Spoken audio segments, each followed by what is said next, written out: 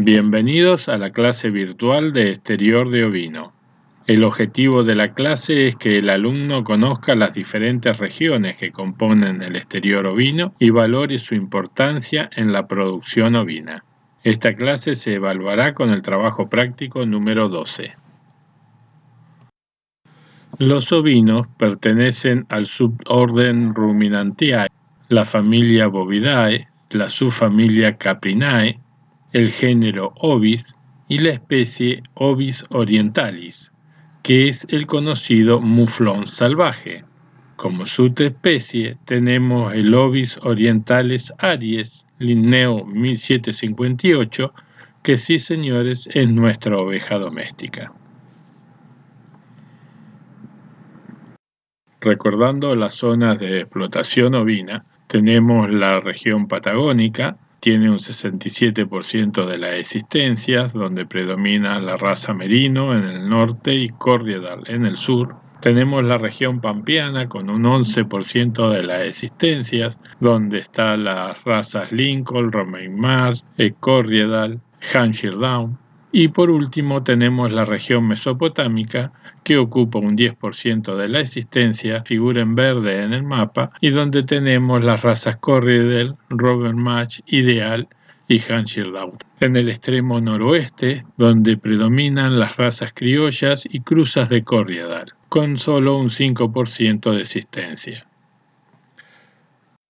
En el estudio del exterior ovino, tenemos que seguir 3 pasos. Primero, una evaluación general, completa del animal. Segundo, una evaluación particular de las regiones que componen la cabeza, el cuello, el tronco y las extremidades. Y como tercer paso, tenemos que realizar una evaluación del vellón.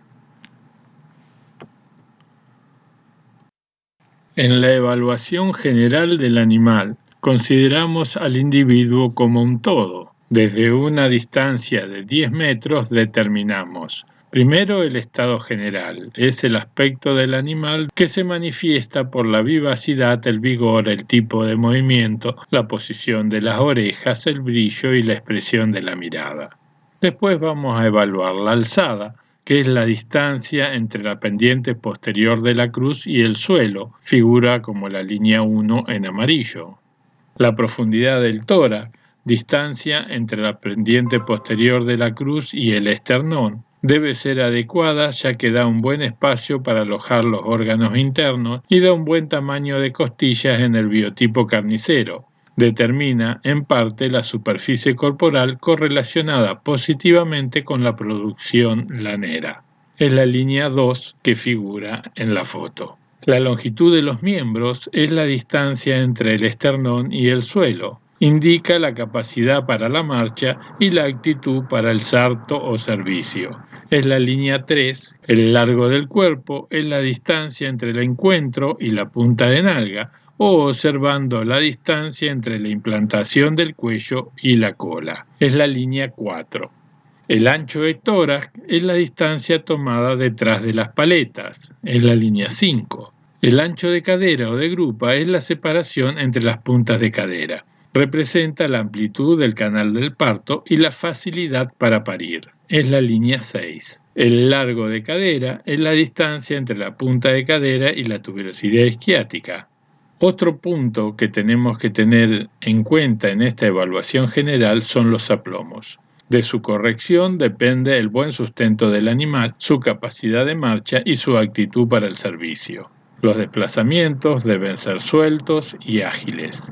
Y las características sexuales, el tipo de cabeza, el desarrollo de tórax y pecho que se correspondan al sexo. En la evaluación particular, dividimos al cuerpo en cabeza, cuello, tronco y extremidades. Veamos las regiones de la cabeza. Tiene una cara anterior que tiene las siguientes regiones: la frente, la cara y la punta de nariz, con el número 1, 2 y 3 respectivamente.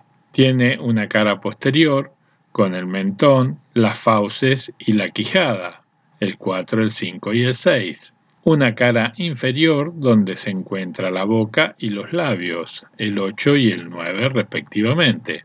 una cara superior donde está la región de la nuca y la región parotidia, que está con el número 7 y el número 11. Y en la cara lateral encontramos los collares con el número 10, las orejas con el número 12, los cuernos con el número 13 en las razas que presentan cuernos, los ojos con el número 14 y las mejillas con el número 15. En el cuello encontramos las dos caras laterales, el borde superior y el borde inferior. Vamos a ver después cómo varía el cuello en los diferentes biotipos. En el borde inferior, en algunas razas, hay presencia de pliegues que se denominan corbata, por ejemplo en los merinos.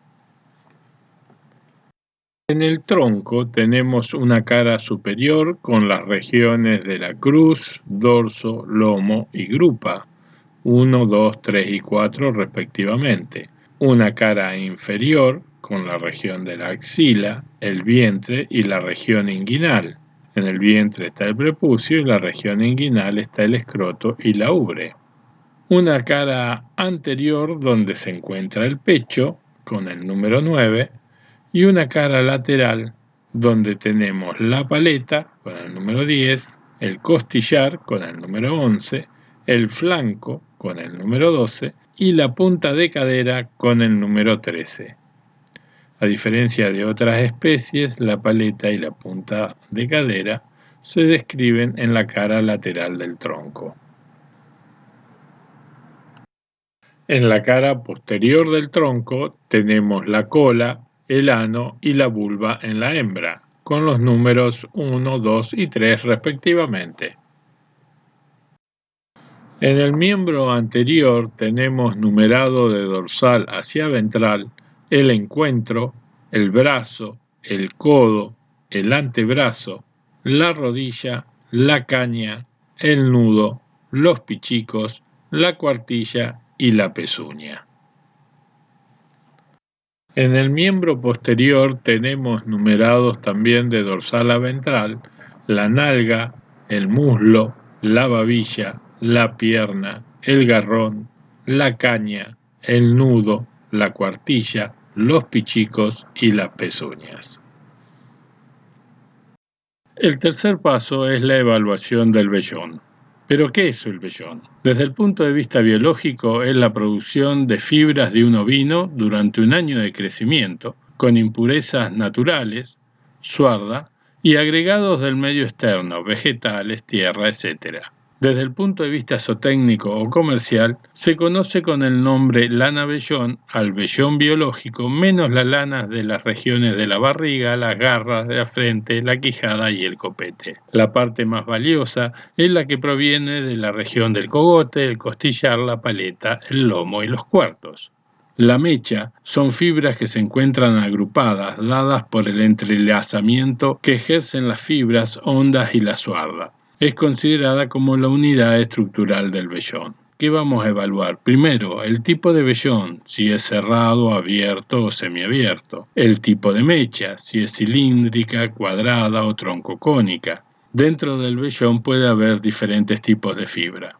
Por un lado, la lana verdadera, que es maciza, carece de médula, característica muy importante para lograr un buen teñido, con una superficie externa escamosa. Puede haber fibras heterotípicas, similares a la lana verdadera, pero con la aparición de médula en forma discontinuada, como tabicada, anormalidad que dificulta el teñido. El quen, que es una fibra más gruesa, son fuertemente medulados, son cortos, de crecimiento temporario y generalmente caen. Y el pelo, difícilmente se caen, son medulados, no tienen escamas, es decir, que presentan una superficie lisa, y por todo esto pierden muchas características importantes para la hilandería.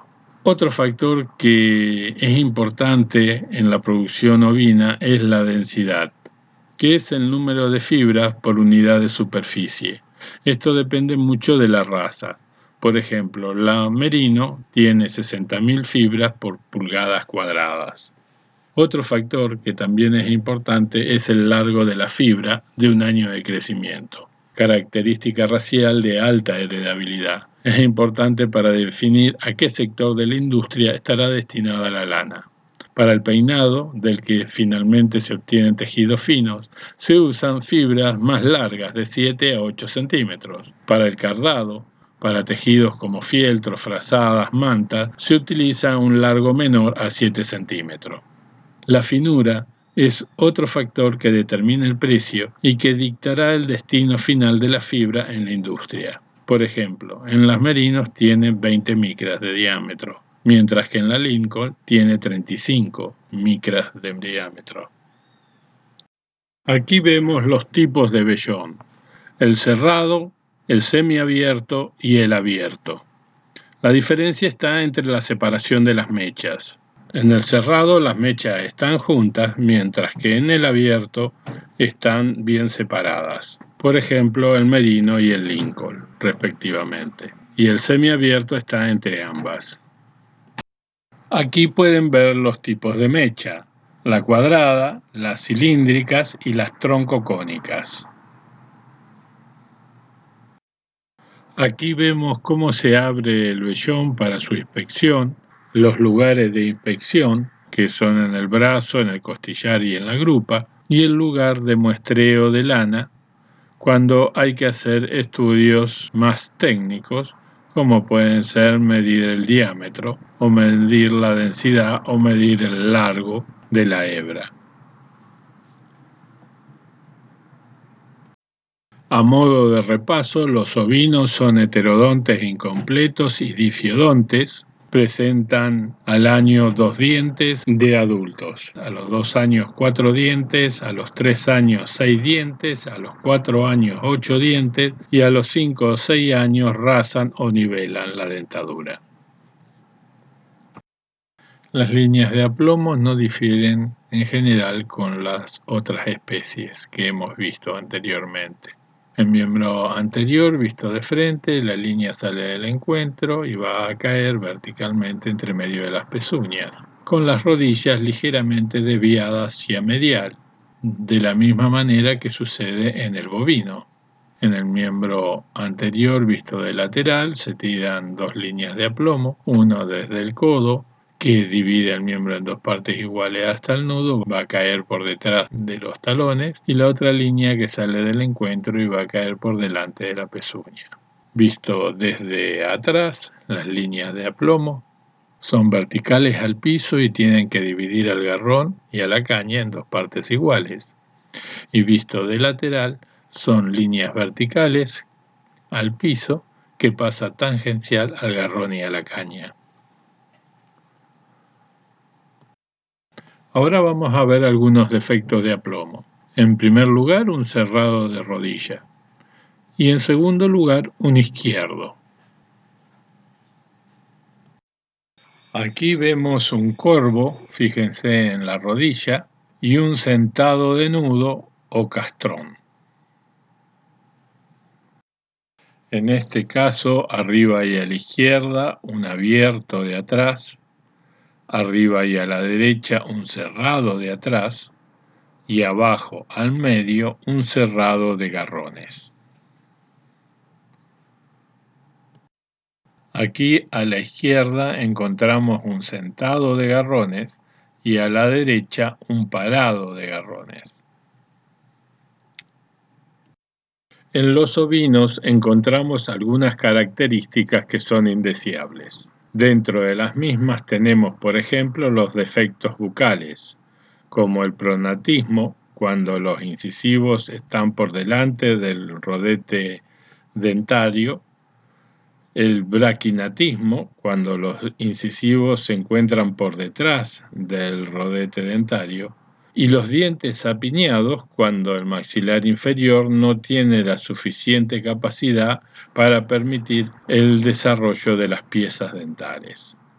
Otros defectos son los defectos oculares, como por ejemplo el entropión, cuando el párpado está revertido hacia el globo ocular, defectos en los cuernos, generalmente la presencia de cuernos en razas que no tendría que tener cuernos, y como vamos a ver en la próxima diapositiva, defectos de la columna vertebral.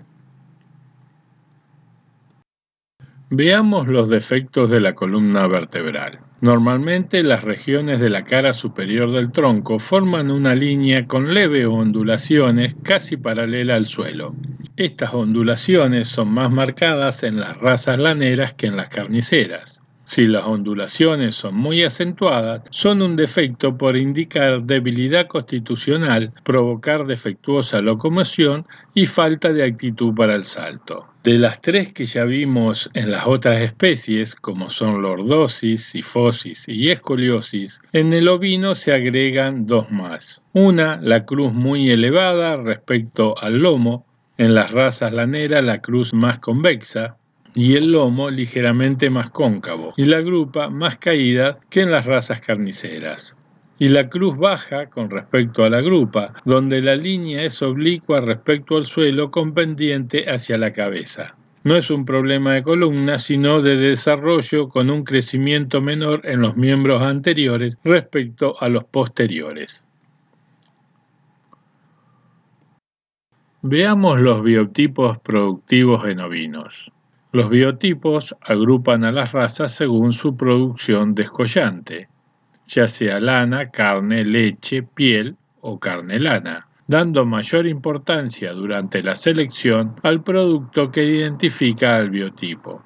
Por ejemplo, en el biotipo lanero lo más importante es aumentar el peso del vellón y su calidad.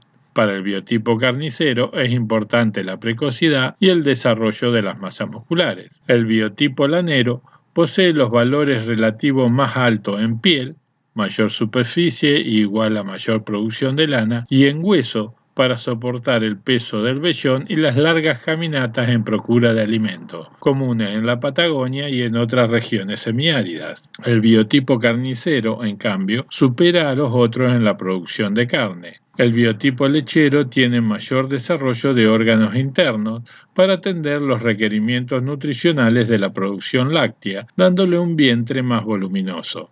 El biotipo peletero se asemeja al biotipo lanero con un mayor desarrollo en la parte posterior del animal, dándole al cuerpo la forma de pera.